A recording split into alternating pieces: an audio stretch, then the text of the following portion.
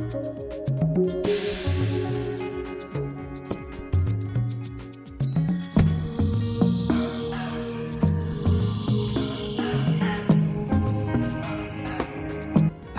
Voice ಮತ್ತು passive voice friends.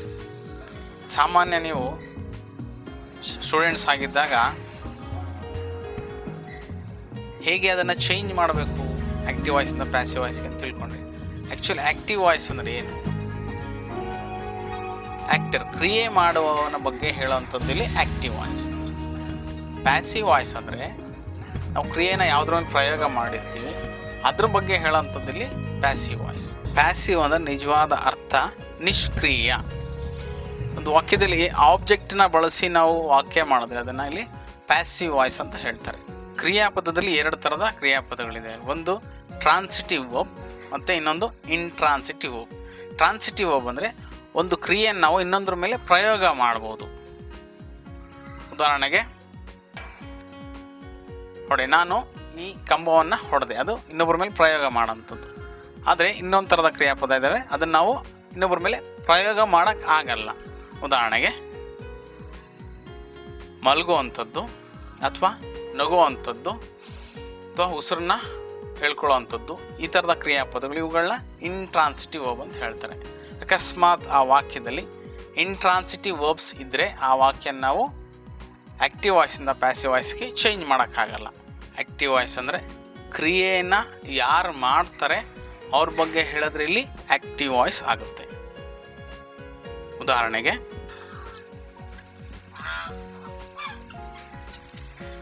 ಇವರು ರಾಗಿ ಕಾಳನ್ನು ಹಾಕ್ತಾ ಇದ್ದಾರೆ ಅಂದರೆ ಕ್ರಿಯೆ ಮಾಡ್ತಿರೋ ಇವ್ರ ಬಗ್ಗೆ ನಾನು ಹೇಳ್ತಾ ಇದ್ದೀನಿ. ಇದು ಆ್ಯಕ್ಟಿವ್ ವಾಯ್ಸ್.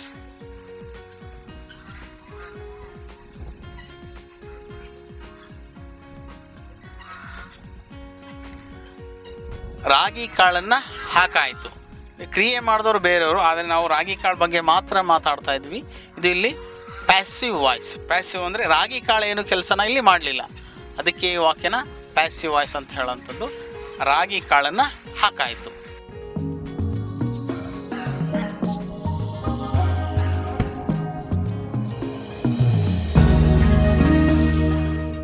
ನಾನು ಬೈಕನ್ನು ಹೊರಗಡೆ ತಂದು ನಿಲ್ಲಿಸ್ತೆ. ಇದು ಆ್ಯಕ್ಟಿವ್ ವಾಯ್ಸ್. ಯಾಕೆ ನಾನು ಕ್ರಿಯೆ ಮಾಡೋದು, ನನ್ನ ಬಗ್ಗೆ ನಾನು ಹೇಳ್ತಾ ಇದ್ದೀನಿ. ಬೈಕನ್ನು ಹೊರಗಡೆ ತಂದು ನಿಲ್ಲಿಸಾಯಿತು. ಬೈಕ್ ಬಗ್ಗೆ ಮಾತ್ರ ಮಾತಾಡ್ತಿದ್ವಿ, ಇಲ್ಲಿ ಬೈಕ್ ಯಾವುದೇ ಥರದ ಕ್ರಿಯೆ ಮಾಡಲಿಲ್ಲ. ಬೈಕ್ ಇಲ್ಲಿ passive.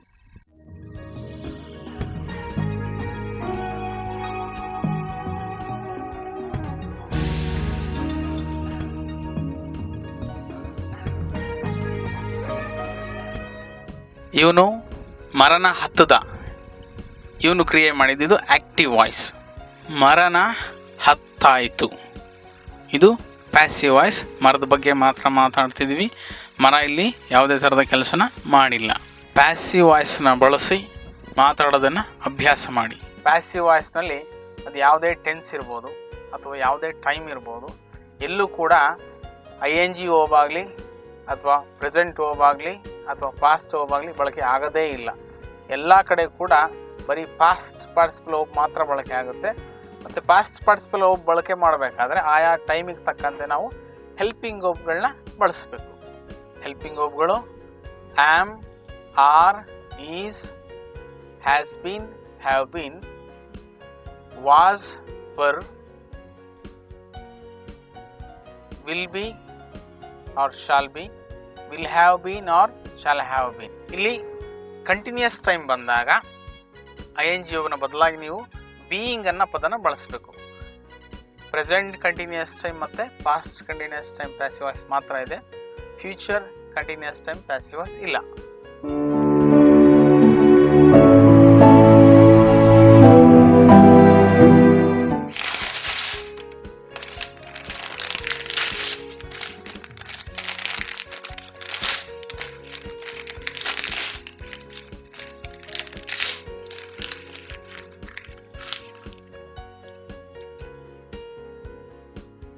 Hello friends, learn today about active voice and passive voice. Active voice means in Kannada ಕರ್ತೃ ಪ್ರಯೋಗ, ಕನ್ನಡದಲ್ಲಿ ಕರ್ತೃ ಪ್ರಯೋಗ. ಪ್ಯಾಸಿವ್ ವಾಯ್ಸ್ ಅಂದರೆ ಕರ್ಮಣಿ ಪ್ರಯೋಗ ಅಂತ ಹೇಳೋದು.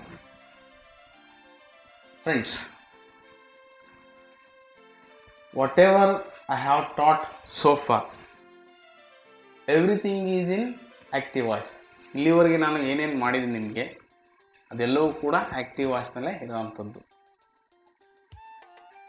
Learn today to make passive voice or about passive voice. First, learn about active voice. What is active voice? See, when we speak about the person who does the action, then that sentence is called active voice. For example, I tore a paper. In this sentence, I is here actor, means active. Really, ಯಾರು ಕ್ರಿಯೆ ಮಾಡ್ತಾನೆ ಅವನ ಬಗ್ಗೆ ನಾವು ವಾಕ್ಯ ಮಾಡೋದು, ಅವನನ್ನು ಉಪಯೋಗಿಸಿ ಮೊದಲು ವಾಕ್ಯ ಮಾಡಿದ್ರೆ ಅದು ಆ್ಯಕ್ಟಿವ್ ವಾಯ್ಸ್ ಅಂತ ಆಗುತ್ತೆ. ಉದಾಹರಣೆಗೆ ಇಲ್ಲಿ ಐ ಟೋರ್ ಎ ಪೇಪರ್, ನಾನು ಒಂದು ಪೇಪರ್ನ ಹರಿದೆ. ಇಲ್ಲಿ ಕ್ರಿಯೆ ಮಾಡಿರೋದು ಐನ ಫಸ್ಟ್ ಇಲ್ಲಿ ಬಳಸಿ ವಾಕ್ಯ ಮಾಡೋದ್ರಿಂದ ಅದು ಆ್ಯಕ್ಟಿವ್ ವಾಯ್ಸ್ ಆಗುತ್ತೆ. ಐ ಮೀನ್ಸ್ ಕರ್ತೃ. ಐ ಇಲ್ಲಿ ಕರ್ತೃ. ಕರ್ತೃ ಅಂದರೆ ಕ್ರಿಯೆ ಮಾಡುವ ಕರ್ತೃ. ಆ ಕರ್ತೃ ಪದವನ್ನು ಮೊದಲು ಉಪಯೋಗಿಸಿ ನಾವು ವಾಕ್ಯ ಮಾಡೋದು ಕರ್ತೃಪದ ಆಗುತ್ತೆ. ಪ್ರಯೋಗ ಮೀನ್ಸ್ ಉಪಯೋಗಿಸು. And also it is in called active voice. Active means what? Active ಅಂದರೆ ಏನು ಅನ್ಸುತ್ತೆ ನಿಮಗೆ? ಕ್ರಿಯಾತ್ಮಕ, ಕ್ರಿಯೆ ಮಾಡುವವ, ಕ್ರಿಯಾತ್ಮಕವಾಗಿರೋನು ಆ್ಯಕ್ಟಿವ್. ನೆಕ್ಸ್ಟ್ ಲರ್ನ್ ನಾವು what is passive. Learn now about passive voice. See, if we speak about the thing on which the action is performed or done, then that sentence is called passive voice. For example, see here, active voice. This is I tore a paper. I is here subject.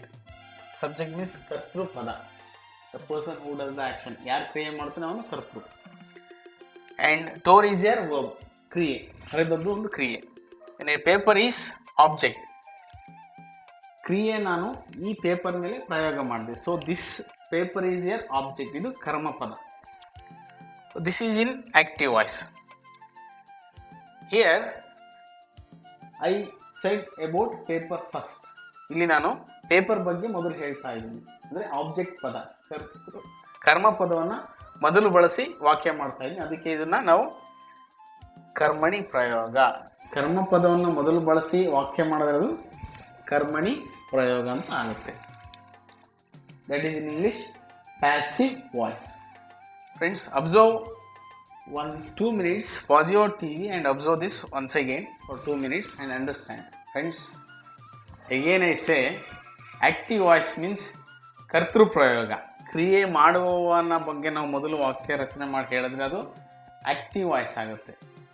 ಕರ್ಮಪದ, ಕ್ರಿಯೆ ಯಾವುದ್ರ ಮೇಲೆ ಪ್ರಯೋಗ ಆಗುತ್ತೆ ಆ ಪದವನ್ನು ನಾವು ವಾಕ್ಯದಲ್ಲಿ ಮೊದಲು ಬಳಸಿ ಅದನ್ನು ವಾಕ್ಯ ರಚನೆ ಮಾಡೋದು ಕರ್ಮಣಿ ಪ್ರಯೋಗ ಅಂತ ಆಗುತ್ತೆ. Friends, you must have learnt in schools or college to change active voice into passive voice only to get 2 to 4 marks, that's all. But here I am going to teach you how to speak in English using passive voice. ಇಲ್ಲಿ ನಾನು ನಿಮಗೆ ಬರೀ 2 marks ಅಥವಾ 4 marks ಇದಕ್ಕೆ ಹೇಳ್ಕೊಡ್ತಾ ಇಲ್ಲ. ಅದನ್ನು ಬಳಸಿ, ಪ್ಯಾಸಿವ್ ವಾಯ್ಸನ್ನು ಬಳಸಿ ಹೇಗೆ ನಾವು ಇಂಗ್ಲೀಷ್ ಮಾತಾಡ್ತೀವಿ ಅಂತ ಹೇಳ್ಕೊಡ್ತಾ ಇದ್ದೀನಿ. This is very important.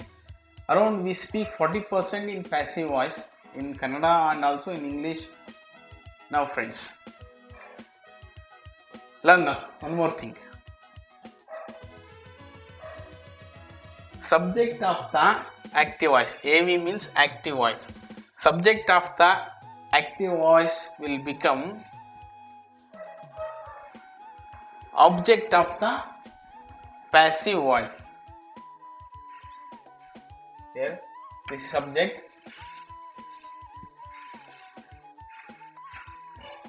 Subject of the active voice will become object of the passive voice. See friends, I is a subject pronoun.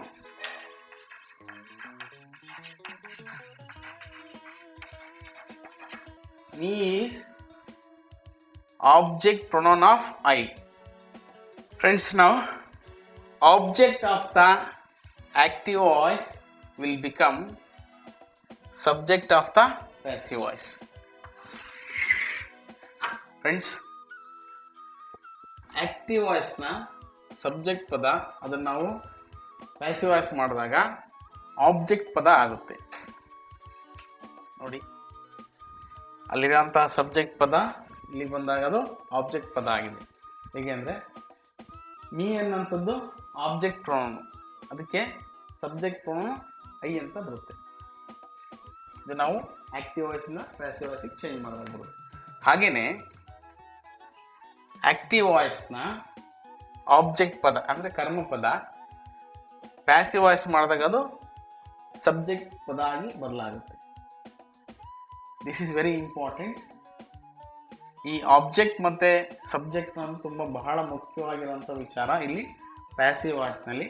ನೀವು ಆಕ್ಟಿವ್ ವಾಯ್ಸಿಂದ ಪ್ಯಾಸಿವ್ ವಾಯ್ಸಿಗೆ ಚೇಂಜ್ ಮಾಡಬೇಕಾದ್ರೆ ಈ ಆಬ್ಜೆಕ್ಟ್ ಪದ ಬಹಳ ಮುಖ್ಯ. So pause your TV and understand again. ಟಿವಿನ pause ಮಾಡಿ ಮತ್ತೆ ಅದನ್ನು ಗಮನಿಸಿ ಅರ್ಥ ಮಾಡಿಕೊಡಿ.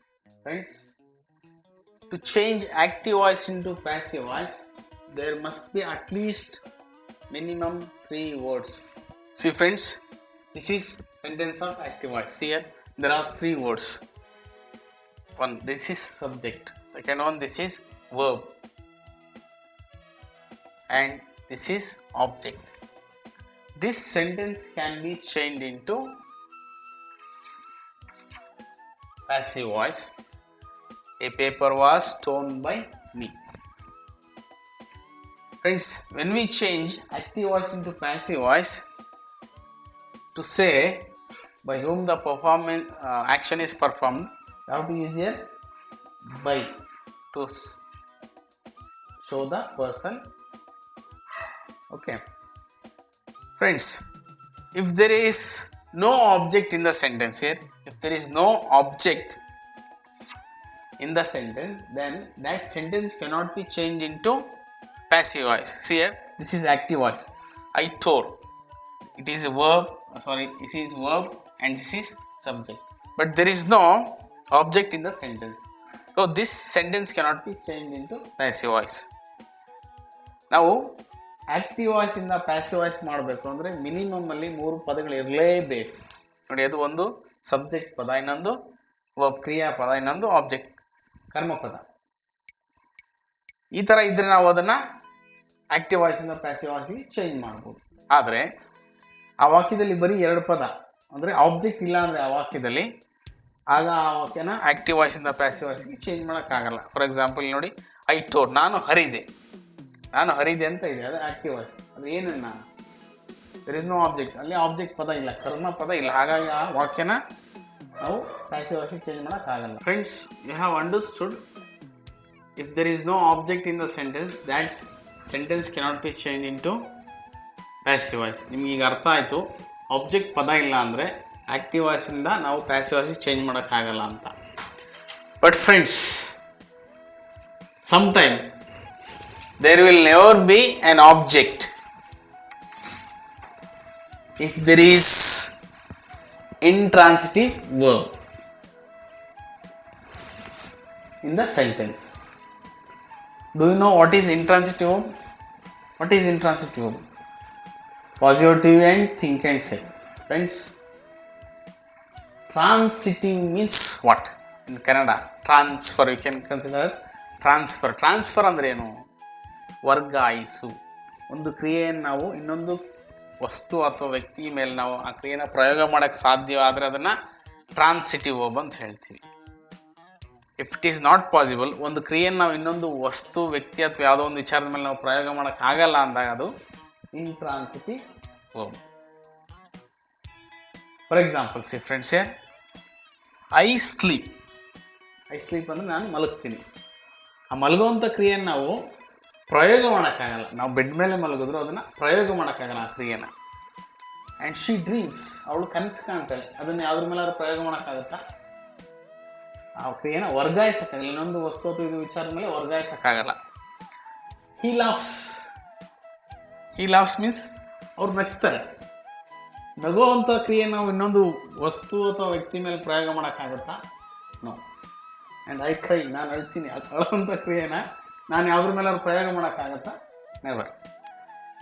ವಿ ಗೆಟ್ ಅಪ್, ನಾವು ಎದ್ದೇಳ್ತೀವಿ, ಮಲಗಿದ್ದಾಗ ಎದ್ದೇಳ್ತೀವಿ.